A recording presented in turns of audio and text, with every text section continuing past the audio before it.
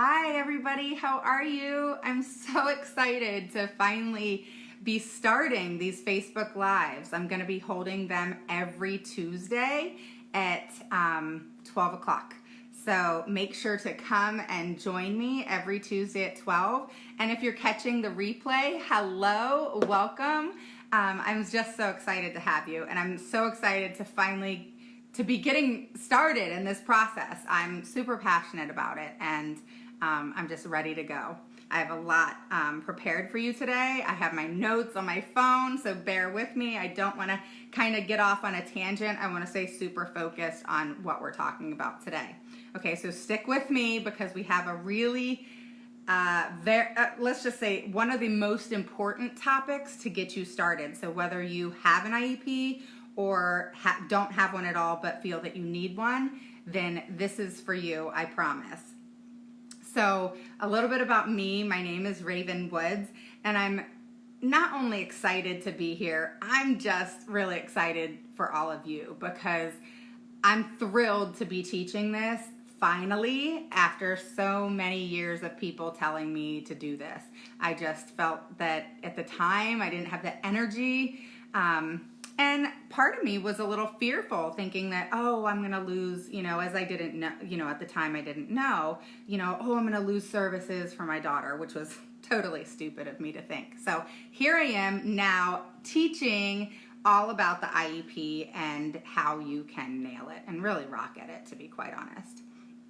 So basically, I am a disability and an advocate for children with special needs and parents who really need help and assistance. And I teach parents and caregivers, so anybody who has children with a disability, it's not always parents, how to really rock their child's IEP. And, I have 18 years experience with working with kids as an educator. And then I also have 12 years experience in dealing with the whole IEP process, beginning to end. End meaning where I am now. I feel like I'm really at that golden point of the only thing needing to be changed in my daughter's IEP from actually her IEP that we just had last week. Nothing has to be changed once those tweaks are done, other than her goals. I feel like I'm finally at that point, and I'm so excited about it. But it was a long time coming, and I'm a mother of 3. My youngest has autism, and she's turned 14, and I'm just really excited to be where I am today.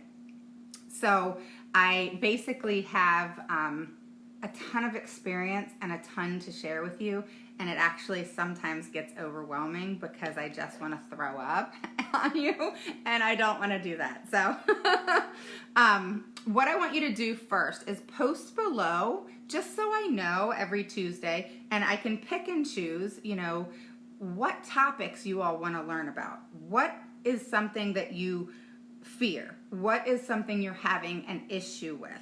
What is the school telling you that you don't agree with, that you want to know a better way to deal with it and how to deal with it? Whatever it may be, post topics below for me, please. I'm begging you because I want to hear from you. I want to have topics that I speak about each week, even though I'm going to have my own. I want you guys to be part of that, and I really want this to be a page where you can come together, help each other out, and then also have my assistance and expertise as well, okay? So let's get started on today's topic. You know a little bit about me. I have 18 years experience, 12 years with the IEP, blah, blah, blah. Nobody cares, right? So today we're talking about identification, evaluation, and diagnosis. The top things you need to start with. I tell parents all the time, in anything that you do in life, you always have to go back to the basics if something's not working. So if it's not working, go back to the basics and start over. You always can keep trying. If you don't try, nothing's gonna happen, right? So what you have to do is go back to the basics. So if you're in the middle of an IEP and you're in that middle stages, you have it going on, if you're just not happy with it, you feel that your child needs and deserves more, and you're just not understanding how you need to go about it to get those things to happen. A lot of parents I work with as well feel like, they don't realize their rights and what they can do in an IEP meeting to make things work a little bit more effective, and for the school system to actually hear and listen to them. Because really, the only person that really, really knows your child is you. The administration don't know your child. Occupational therapist or speech therapist or the special ed educator, they don't really know your child. They know your child from working with them in that area of expertise. They don't know the ins and outs of your child. They don't know a lot of their quirks and things that they have. They just don't know what is needed to know to get them what's needed and appropriate in the educational setting. They have experience, they have their input, and that's important. But the person who has the most experience and the best input is you. So you got to know that. And the number one thing I want to pass forward and hope that you get and kind of push my energy off on you so that you can really grab onto this is I want you to leave my Facebook Lives or anything you do with me, whether that's consulting or whatnot. I want you to leave it feeling knowledgeable and confident. When you walk into an IEP meeting, you are the CEO. You run that meeting, nobody else. So, evaluations and everything else that you need to get going with. So, the first thing you want to ask yourself is what comes first? And my child has a disability. I know something's wrong. I don't know what's up. What do I do? I've seen all these things happen. They're just not feeling right in my gut. Or, so take away from what you thought, say your child's in the school system and the teacher calls for a meeting and says, I have some concerns, which is typically what they'll say. They're not allowed to say, I think your child has a disability. They're not going to do that. But what they will say is, I want to meet with you. I have some concerns about your child, and you'll have a meeting. And the only thing, hi, how are you? The only thing that you want to do in that meeting with the teacher who has brought you in for concerns is listen. You don't want to talk. Not at all. This is the first meeting that they brought you in for their concerns. Let them talk. Take notes, bring a notepad.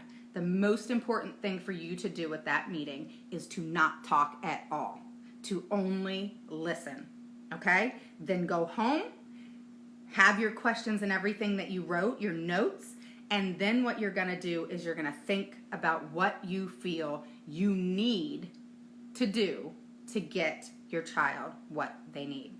The key words that you need to use in the educational setting is what's needed and appropriate. As parents, we want to say, I want what's best for my child. You can't do that. You have to say it's needed and appropriate. So take your best and transfer it into what's needed and appropriate. The other thing you want to focus on is academic success. The school system is required to allow your child to and give them the opportunity in any which way they have to so that your child has academic success, okay? So those are some keywords to keep in mind, write down, and note that when you go into a meeting, your verbiage and how you say things and approaching the situation in a proper way is key. You can Google all you want. You can gain knowledge all you want. But if you don't know how to present it at that meeting with the right words and the right things to say and saying it in the right way to get across to them that you know your stuff, you're the CEO of that meeting, and you're the only one that knows your child the way you do, and they don't know your child the way you do, okay? And then you have to have things that back it up, but that's on another day, okay? So let's get to the identification, okay? So that's number one. Identification. Write this down, okay? If you have a piece of paper or a pen, I want you to write these 3 things down that we're going to talk about that you need to start with in the IEP process. You have to start here, okay? So your child's identified by the teacher in that meeting, there's some concerns. These are things that I feel that we need to do, et cetera, et cetera. Another meeting may be scheduled at that time where you meet with the principal and all the people that aren't important, possibly a special educator, maybe the school psychologist, things like that. Now, if this is just your gut and you're going with, hey, you know, I don't think something's right. There's a lot of issues going on at home and, you know, I just don't feel right about this. So the first thing you're going to do is you're going to pick up the phone and you're going to make an appointment right away while you're thinking about all of this, okay? And you're going to make an appointment with 1, a developmental pediatrician, and 2, a psychiatrist. The reason I say a psychiatrist instead of a psychologist is because they are a doctor. You need to have a doctor, okay? So typically with either, you can get into a psychiatrist quicker than a developmental pediatrician. A developmental pediatrician can take 4 to 6 months to get into them. So unless it's an emergency, you can tell them it's an emergency, but a lot of times everybody has an emergency and they won't really work as fast. They could possibly get you in sooner if there's a cancellation, but you'll just have to be one of those parents like me who calls every week. So you first want to do that. Before you go, you need to do video. You need to write notes with timelines. On such and such date, this happened. On such and such date, my child did this. On such and such date, my child did that. With video, you're taking video of, and that's documentation of what is going on with your child that you're not feeling comfortable with. And as a parent, go with your gut. Always, always, always. So you get to this appointment, psychiatrist and developmental pediatrician. I suggest going to both, and there's a reason for that. But if you were to choose one, I would say a developmental pediatrician, okay? And if you have insurance, then typically that's something that's covered, and sometimes you have to pick within your network. And if you have something like Medicaid or something along those lines, call them up and find out what developmental pediatricians are within their network, okay? But you're not either way gonna be told, no, you can't go see a developmental pediatrician, okay? So now you get to the appointment. What do you do? What do you say? You want to write down your questions ahead of time. Never, ever, ever go into a meeting with a developmental pediatrician and an appointment where they're going to do the first evaluation of your child, they're going to do a physical, and they're going to sit and talk to you. And typically that is scheduled for an hour to an hour and a half. And you show your video, you show your timeline, you talk about your concerns. Don't leave anything out. And they're going to ask you questions. They're going to be doing some testing. You know, like my daughter has autism, so there was certain testing that they did to qualify her, to test if she had autism, to test if where her learning was at that point, etc. So there's different tests that a developmental pediatrician will do with you that no pediatrician will do, okay? Going to your pediatrician, go to them if you're sick. Okay, do not go to them for a disability. They will follow up, but you really, really, really want to have a developmental pediatrician. I cannot say that enough. Okay, that is their specialty, where pediatricians is more generalized and they don't specialize in special needs and disabilities. And a lot of times they won't prescribe certain medication if your child needs it, because that's just not the type of doctor they are. So with that said, you made the appointment, you talked to them, you went through all the different testing. They will typically diagnose at that point. So you don't leave that meeting without the diagnosis in your hand, and request a write-up of everything that they did. So the evaluation sheet, okay? They're gonna give you the diagnosis probably on a script, and then you need to request a total evaluation put in writing so they can note what testing they did, what their concerns are, the disability will be put in there, etc., etc. It's an in-depth, sometimes 2 is the least, all the way up to 10 to 15 pages of what happened in that meeting and what the issue is, okay? So that's super important. And getting that diagnosis, that's your second step. So you First are identifying the child. Something's not right, okay? Whether that's the teacher and educators saying something's not right, you go to that meeting, you shut your mouth, and you listen, you take notes. Then you make the appointment with a developmental pediatrician. Or you don't feel something's right, and then you make the appointment with a developmental pediatrician. Either way, you're making the appointment with a developmental pediatrician. At the developmental pediatrician's office, you are then showing them all the proof you have of what's going on and why your gut or the school system has had some concerns, okay? And you take all your notes that you've been making in the time that it takes to get into them, okay, which is typically a long time. So I always say get on that phone, make that appointment, don't cancel it, and do whatever you have to do to make that appointment, okay? So then when you're there, you get the diagnosis. Now, there are some times where the developmental pediatrician will not diagnose at that appointment. Not always. I would say it's 50-50. The reason why they will not diagnose at the appointment sometimes is because, one, they have to think about all these different things going on and figure out what it is. Two, they may say, I need to see your child again. That's okay. Make that appointment. Or three, your child is too young and they don't want to put a diagnosis on them yet. So 1 and 2, okay, let them think about it. Let them do their homework. Find out when they say that time and date, or really a time, when they're going to get back to you and how.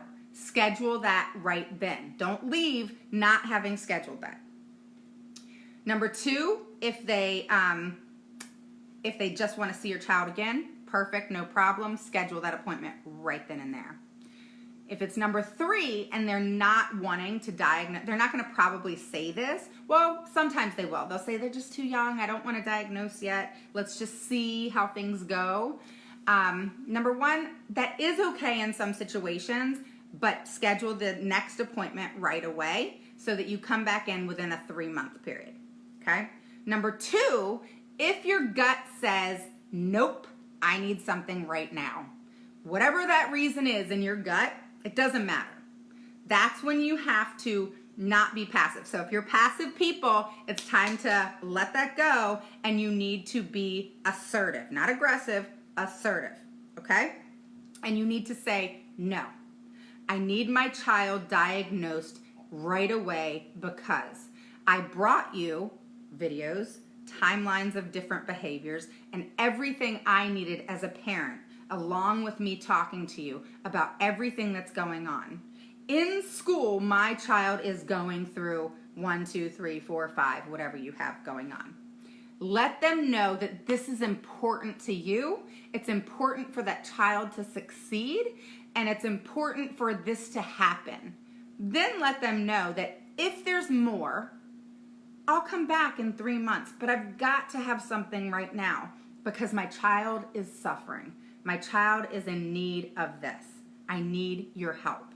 So you need to just be authentic and real and just put it out there to the doctor, because a lot of times they'll say, okay, this is what I'm going to do for you. Okay? So whatever you do, don't not talk. Don't be passive. Okay? Passive is not good. You want to be able to voice your concerns, thoughts, and feelings in an appropriate way and be assertive about it. You don't have to be rude or disrespectful. Sometimes in an IEP, let me tell you, you will be. But there's a time and place for that. This isn't the time and place. This is the time and place that you're saying, please help me. I need you to help me. This is what my child is going through. As a parent, just assume they're a parent. As a parent, I'm sure you know what I'm feeling, and I need your help so that I have a diagnosis. Hey, how are you? So that I have a diagnosis for my child. So now at this point, you have your identification, which we went through. You have your diagnosis, which we just went through. Now we need to move on, okay, to the disability. So at that appointment, we're hoping that a disability, whatever that is. Now let me tell you something. This is super cool, actually. Anxiety, which I have, is a disability. So many of us have, depression, anxiety, ADD, ADHD, it's normal in today's society. And so many of us have it, and we need to verbalize it and get it out there so we can help and come together versus be alone in that situation. So anxiety is a disability. ADD, ADHD, not just things like muscular dystrophy or like my daughter who has autism. There's so many different disabilities, even learning disabilities. It's a disability because they're having trouble learning in a way that typical children do, and they need assistance, which is the whole point of a 504 and an IEP, okay? I encourage IEPs, and that's why I teach how to get them, okay? So now we covered identification, evaluation, and diagnosis. So why is this so important? So you have all these things done. Now what? Right? What do I do with these 3 things that I just did that Raven told me I had to do first? And if I had an IEP, that I had to go back to that if I didn't do it and get that done, because it's the first thing you have to do if you want a successful IEP. Let me give you some examples. So a lot of people I've talked to, I've done my research with this. Again, I have 12 years experience with the IEP process and 18 years experience in the educational setting and working with kids. And in the 12 years I have done this, I can't tell you how many parents take what the teacher may have said and, their concerns, and then they go to this meeting that's, I guess, an IEP, or an IEP is established at that point. So the school is covered. And then you're told things like, oh, thank you so much for the hearts, guys. Make sure you share this. Share this to as many people as possible, because I know that there's so many kids with disabilities out there that have IEPs that are just shit, and we need to change that. And I want to change that. I want to help parents not feel the way I felt, which was helpless. I felt like I failed my daughter. Look, I'm going to cry because it's just an emotional thing. I felt like I failed my daughter. I felt like just a failure because nothing she was needing was being done. Nothing. And I didn't know how to go about it. I even came into my first IEP meeting with a suitcase full of research and then laid it on the table and had no idea how to present it or how it had anything to do with what was needed and appropriate for my kid. So I got this PhD in Google and didn't know what to do with it because I didn't know how to implement it in the meeting to where it mattered and it was of substance. So just stick with me here, all right? So the reason this is so important is you don't want an IEP that the school system sets up and then you're told things like, oh, this is all we can offer. This is all that's available at this time. Or, we can't offer your child that right now because we just don't feel it's needed at this time. Let's just see how things go and then we'll see if that's needed at a later date. Typically, an IEP is reviewed every year. Don't ever do that, ever. So if you have an IEP right now, you start typing in an email, I need to schedule an IEP right away. They have to schedule that IEP within 30 days, unless it's an emergency IEP where they have to schedule it in 2 weeks, okay? You get on that email right now and you email the school to get another IEP going, okay? You need to have an IEP at least every 3 to 4 months. Why? Because even if services don't need to change, which you can change them at that time and you can adjust things and, whatever it is you have concerns with, you're able to get out. You're able to follow up with teachers and administrators and staff of what's going on with your child at that time. And the key thing is you're able to change up goals. What has been mastered, what has not, what is a struggle, what do we do about it, and what goals need to be changed at this time so that my child has academic success, okay? So schedule your IEPs every 3 to 4 months. Don't allow the school system to tell you otherwise. This is your right as a parent to schedule an IEP every 30 days if you want to. And I did it for many years. So I know that you can schedule an IEP by law. Every 30 days they have to meet with you. You get home from an IEP, you email again, they have to meet you within 30 days. The whole team. So if you have an IEP, the whole team has to meet with you. And let me tell you, we're going to talk about very, very soon, maybe that will be my next topic, of who needs to be at that IEP, because typically the people that are at that IEP initially are not the people that can make the decisions. They are not the people that are the head honchos that can make solid, concrete decisions and put them in place.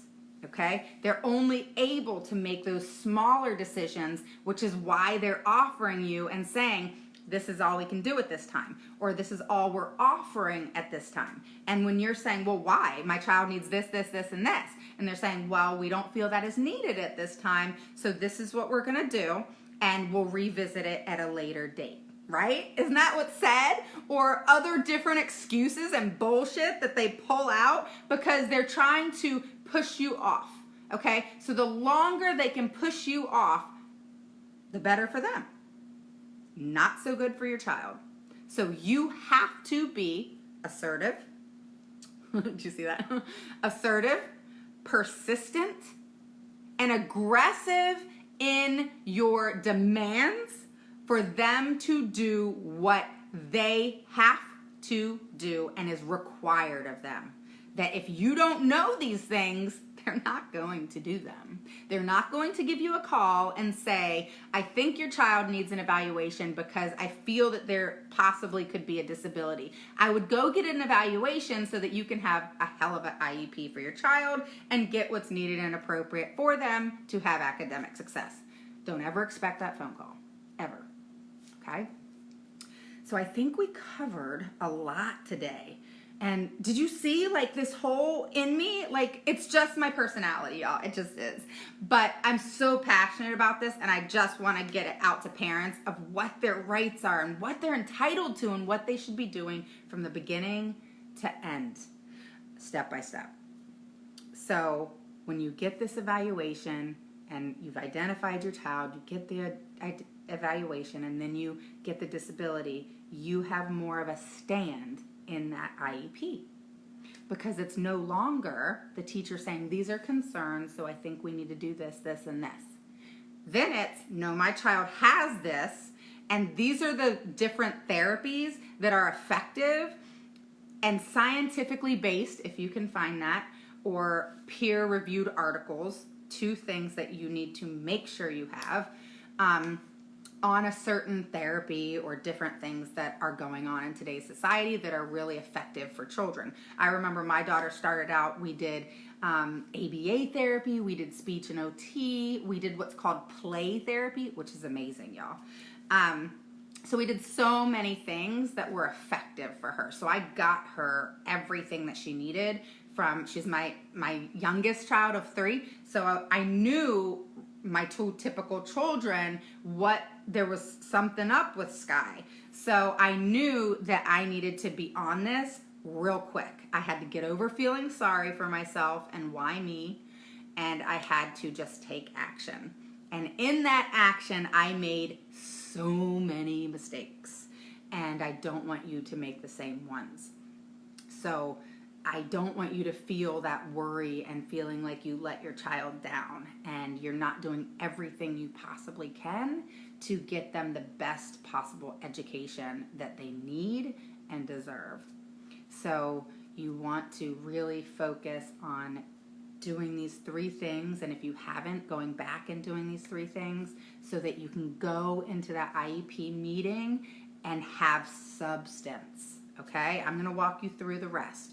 But you have to have that substance because once you have the disability, the school system is required to do certain things based off that disability. So you'll no longer get, oh, well, we can just do this. Well, you may a little bit, but then you can push and you're gonna win on that one.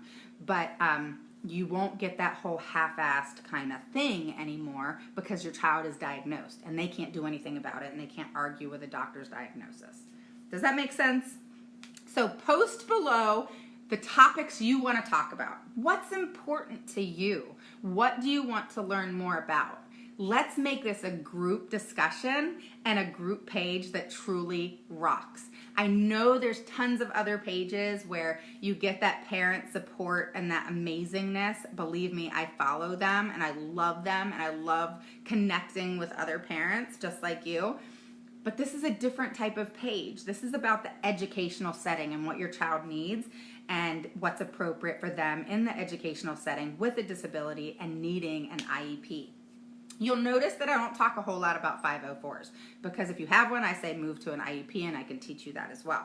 But let's stick on this subject. Go do it. I hope you took notes. If you have any questions, post them below. If you feel like this is good information and it could help somebody else, even one other person, I am asking you to share this so that we can help as many people as possible. I hope you enjoyed today learning about identification, evaluation, and disability diagnosis, and I will talk to you again next week, but I probably will pop on for a little bit, maybe this Thursday or Friday. So stay tuned, and I will talk to you soon. Bye, y'all.